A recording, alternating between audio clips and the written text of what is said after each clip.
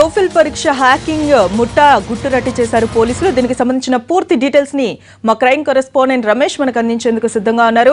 రమేష్, ఇట్లా చెప్పండి, టోఫెల్ పరీక్షకు హ్యాకింగ్ కి సంబంధించి పోలీసులు ఈ సమాచారాన్ని బట్టబయలు చేసినట్టుగా తెలుస్తోంది. దానికి సంబంధించిన పూర్తి డీటెయిల్స్ ఇవ్వండి.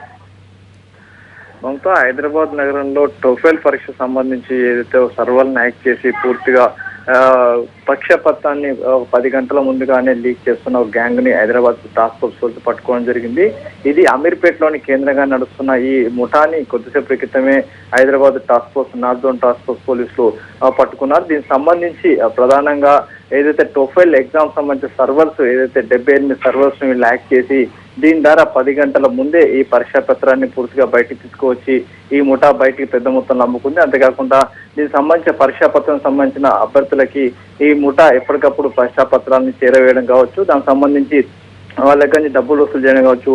దీనికి సంబంధించిన ఒక ఖచ్చితమైన సమాచారం నార్త్ జోన్ టాస్క్ ఫోర్స్ పోలీసులకు అందడంతో దీంతో అమీర్పేటలోని ఒక సెంటర్ పైన టాస్క్ ఫోర్స్ పోలీసు దాడి చేయగా అక్కడ మొత్తం 78 సర్వర్లను హ్యాక్ చేసినట్లుగా అధికారులు గుర్తించారు. వెంటనే అక్కడ ఉన్న అభిషేక్ రెడ్డి అని చెప్పి ఒక ప్రధాన నిందితుడిని పోలీసులు టాస్క్ ఫోర్స్ అదుపులో తీసుకోవడం జరిగింది. అతని ప్రస్తుతానికి టాస్క్ ఫోర్స్ పోలీసులు విచారిస్తున్నారు. అతని దగ్గర మరికొంతమైన విలువైన సమాచారం కూడా సేకరిస్తున్నారు. ఎందుకంటే ఈ ప్రశ్న పత్రాన్ని ఇంతకంటే ముందేమైనా హ్యాక్ చేస్తారా, ముందేమైనా బయటకు తీసుకొచ్చారా, ఇప్పటివరకు ఎంతమందికి వీళ్ళు ఆ ప్రశ్న పత్రాన్ని అమ్మడం జరిగింది అన్న విషయాన్ని ప్రధానంగా కనుక్కునే ప్రయత్నం కూడా చేస్తున్నారు. అయితే ఏదేమైనప్పుడు కూడా 10 గంటల ముందుగానే టోఫెల్ పరీక్ష సంబంధించిన పేపర్ డౌన్లోడ్ బయటికి రావడం తీవ్ర సంచలనం సృష్టించింది. అటువైపు అభ్యర్థుల్లో తీవ్రంగా కలకలం చెలరేగుతుంది.